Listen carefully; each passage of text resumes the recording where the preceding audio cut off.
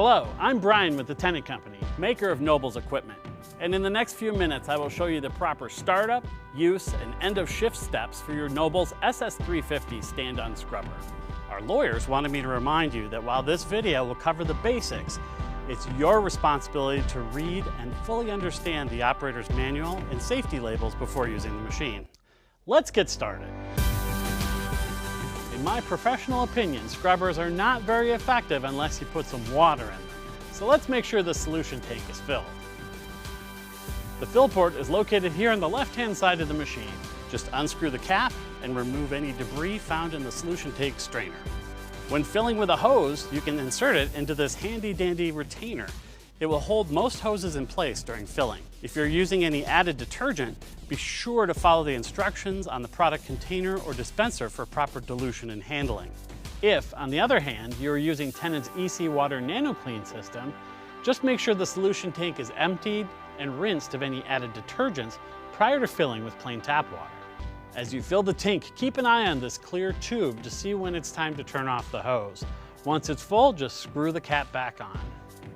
Once the solution tank is full, it's also a good idea to verify that your recovery tank is empty.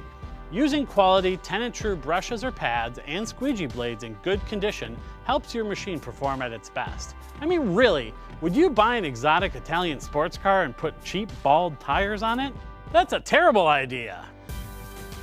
A good daily practice is to inspect and clean the scrub pad or brush. Let's start with the scrub pad. If they appear to be worn, it's time to flip them over or replace them.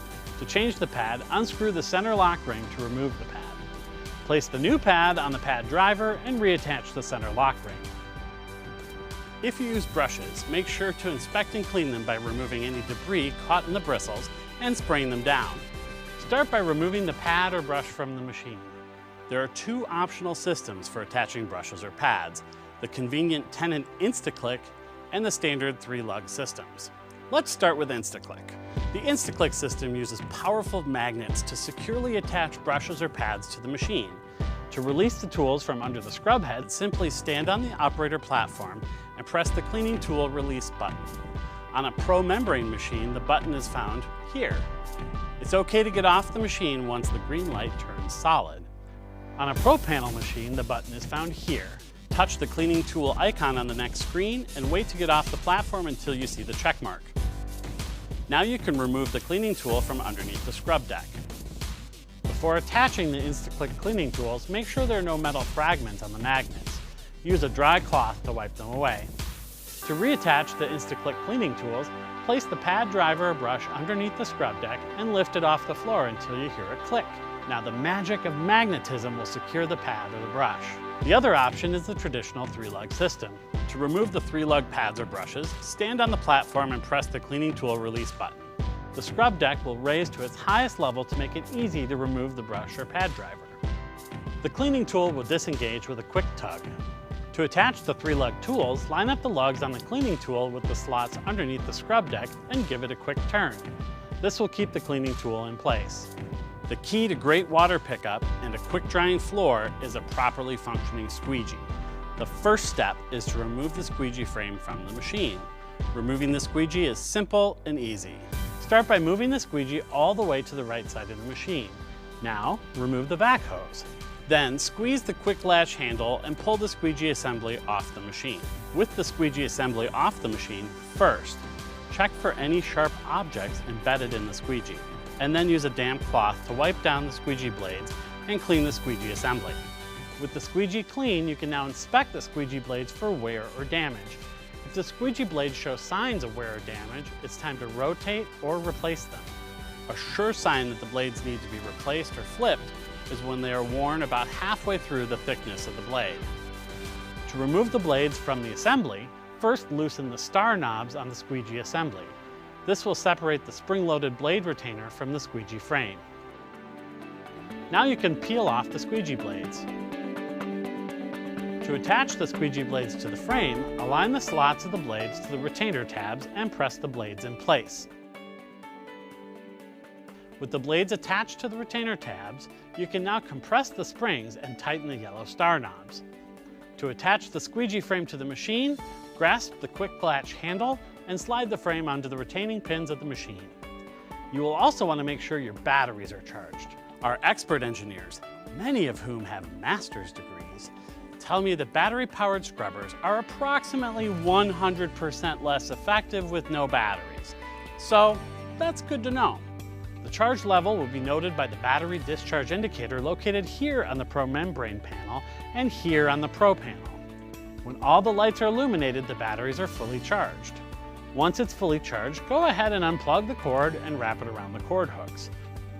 Don't forget, to maximize the runtime and life of the batteries, make sure the batteries are completely charged before using the machine. We know keeping batteries well maintained can be a pain, but it's very important to make sure your batteries perform their best and last as long as possible. If you have sealed batteries, you don't have to worry about this. But for traditional batteries, we recommend checking the battery water levels on at least a weekly basis to make sure the batteries are properly filled with distilled water. The battery is properly filled when the fluid covers the plates inside the battery. Be careful to not overfill the batteries. If your machine is equipped with the optional SmartFill automatic battery watering system, however, all you have to do is make sure the SmartFill tank has distilled water in it. When you see this warning icon on your control panel, it's time to fill the tank. Just remove this little tank from the machine, fill it with distilled water, and reinstall. Nothing to it. Do not get mixed up and put detergent in the SmartFill tank. You do not want cleaning chemicals going into the batteries. That would be bad. Your scrubber may be equipped with our innovative EC Water NanoClean system. As you may know, EC Water NanoClean is a detergent-free technology that takes plain tap water and applies an electric charge to create an effective cleaning agent that will revert back to water after it's recovered back into the tank. It also uses up to 70% less water, which saves water, but also saves time since you don't have to go back to the closet to dump and refill the machine as often. If your EC Water NanoClean machine is also equipped with the Severe Environment switch, you can apply detergent on demand to problem areas that may have heavy oils or other soils that require a detergent to clean effectively. Before you start, make sure the Severe Environment detergent tank is full of your preferred undiluted detergent. To do this, open the access door and pull out the detergent tank. Fill it with detergent and place the tank back into the machine. Be sure to set the dilution ratio knob according to the instructions on your cleaning product. With the solution tank filled and your brush or pad, squeegee, and battery inspections complete, it's time to get cleaning. Before we jump on this thing, it's essential you understand how to operate the control panels. There are two options. First, I will cover the Pro membrane panel. You'll want to start out by adjusting the cleaning settings to your desired settings. Be sure to work with your supervisor to make sure you understand what settings are appropriate for different environments in your facility. Remember, more isn't always better depending on the flooring, soil levels, and other factors. There are two buttons for down pressure and water flow. This is the down pressure button, and this one is for water flow. In both cases, all you need to do is press the button until you have reached the desired setting. The settings are indicated by the lights below each button. If you have quiet mode, it's great for cleaning sound-sensitive areas like healthcare facilities or schools. Press the button and watch for the green light that shows quiet mode is active. Press it again to deactivate. Pressing this big green button raises and lowers the scrub deck. The scrub deck is on the floor when the light in the corner of the button is on. If you need to just pick up liquid, you can press the vac only button. You'll note that some function lights turn off, showing that those functions are not active. Press it again when you want to return to normal function. I mentioned earlier that different environments may require different settings. We make this easy by offering these zone setting buttons. Up to 3 settings can be pre-configured to take the guesswork out of cleaning. Activate the presets by pressing the Zone 1, Zone 2, or both at the same time for the 3rd setting. EC Water NanoClean will always be on when you start the machine. If you need to deactivate it on Pro membrane machines, press this button until the green indicator light on the control panel goes off. Press the button again to turn EC Water NanoClean back on. If you're cleaning a small area with tough soils, activate the Severe Environment function for a 30-second dose of detergent. Simply press this button. The green light blinks slowly at first, then rapidly for the last 5 seconds of the dose. To turn on a continuous flow of detergent, press and hold the Severe Environment button for 2 seconds until the green light turns solid. Press the Severe Environment button at any time to turn it off. If the indicator light is blue and blinking, the detergent tank is empty. The other control panel your machine might have is the Pro panel, which gives you extra options, including onboard videos that guide you through the operation and maintenance of the machine. Let's check it out. Press either the down pressure icon or the solution flow icon to access adjustment buttons, and then use the plus or minus buttons here and here until you have reached your desired settings. To activate quiet mode, press the icon until the green light is illuminated. You can press it again when you want to return to normal function. Pressing the green one-step button raises and lowers the scrub deck. The scrub deck is on the floor when the icon in the green area is white. If you need to just pick up liquid, you can press this vac only button. After pushing the icon, you'll notice that some function lights turn off, showing that these functions are not active. You can press it again when you want to return to normal function. Like the Pro membrane controls, the Pro panel has zone setting functionality to pre-program the machine to clean various zones of a building. When you arrive at that zone, simply press the corresponding number and the machine is set to go. As with Pro membrane machines, if you have EC Water NanoClean, it will always be on when you start the machine. To deactivate EC Water NanoClean on Pro panel machines, press this icon on the panel. The panel will show a line through the icon. Press the icon again to turn EC Water NanoClean back on. To use the severe environment function on a machine with EC Water NanoClean and Pro panel, press the severe environment icon to dispense detergent for 30 seconds, perfect for a small, heavily soiled area. The icon will turn green and you'll see the 30 seconds count down on a timer. Press and hold the icon for 2 seconds for continuous dispensing of detergent. Press the icon again to turn off the severe environment function. The icon will blink yellow when the severe environment tank is empty. The Pro panel features a variety of maintenance and operational videos to help you operate and maintain the machine. Access them by touching the video help icon here in the lower left. Select an area of the machine to view a video, or click here for a complete list. Please note that your favorite television programs are not available on this machine. Okay, enough talk. Let's get down to business. A great first step is to turn on the machine. You may be disappointed in the performance of the machine if you skip that step. You turn your machine on by turning the key to the on position. Now, choose the machine settings. Next, step on the operator platform. See this green go pedal? This is an on-off switch. It is not a gas pedal. It's more like the safety lever on your lawnmower handle you have to hold down to keep it running. These slow blinking lights remind you to choose your direction of travel before you step on that green go pedal. If the direction arrows are blinking rapidly, it means you have not paid attention to this video and you are standing on the green go pedal like I just told you not to. Take your foot off the pedal to choose a direction. Now, step on the green go button and the machine will begin to move. Be careful to control your speed. If you need to stop quickly, take your foot off the go pedal. Controlling the speed of the machine is done by turning this green speed dial on the control panel. The slowest speed is an eye-watering 7 feet per minute, denoted here by this turtle icon. The fastest speed, indicated by the quick and adorable rabbit, is 3.5 miles an hour. Don't worry about local dogs, you're unlikely to be mistaken for a rabbit. So, once you have selected the machine settings or chosen a zone and selected the appropriate travel speed for your environment, you're ready to go. Step on the machine, touch the big green button, wait for the scrub head to lower, and begin cleaning.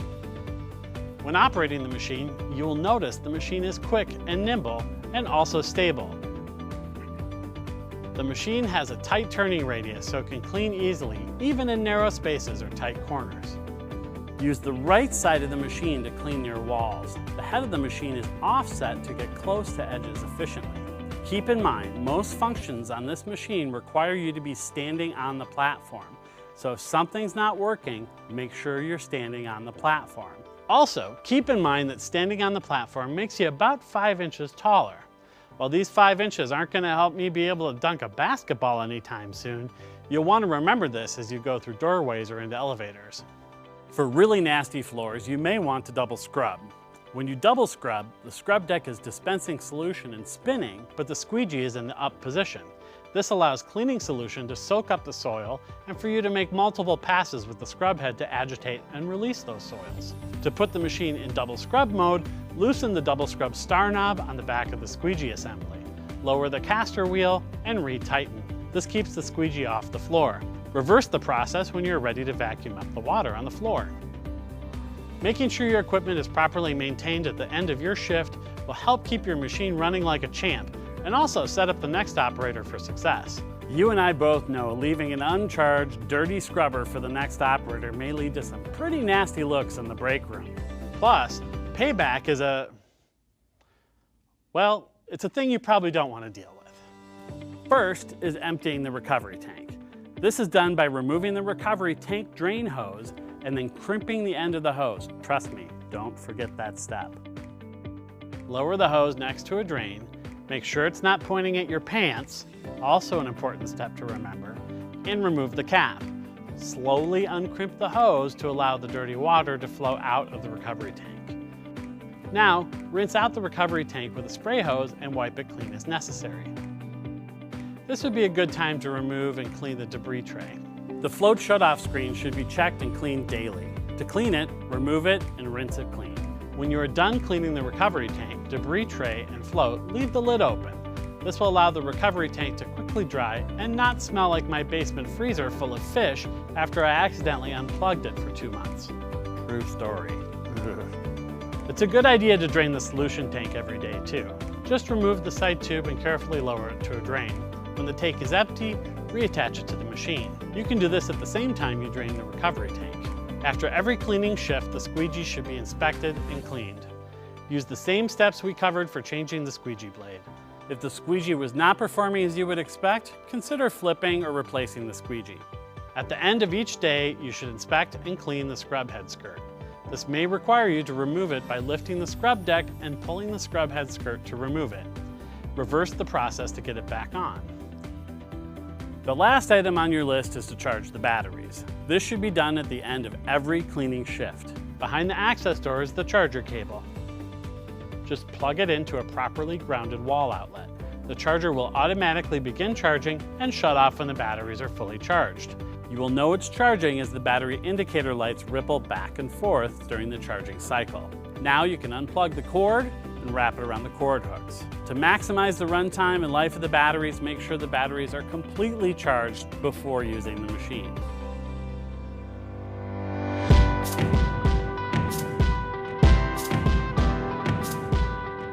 You've now learned the basics of successfully operating and maintaining your machine. One last reminder. If a function isn't working as you think it should, make sure you're standing on the platform since many of the functions require that. At Tennant Company, we know clean buildings are important. Kids need clean schools to learn. Clean hospitals give people confidence in the care they receive. Clean stores encourage customers to shop longer and more often. We also know that buildings don't clean themselves, and the care you take every day enables people to be their best in the spaces you make clean. We hope the work we do to create efficient and effective cleaning equipment helps make your tough job just a little bit easier. Thanks for watching, and thank you for what you do.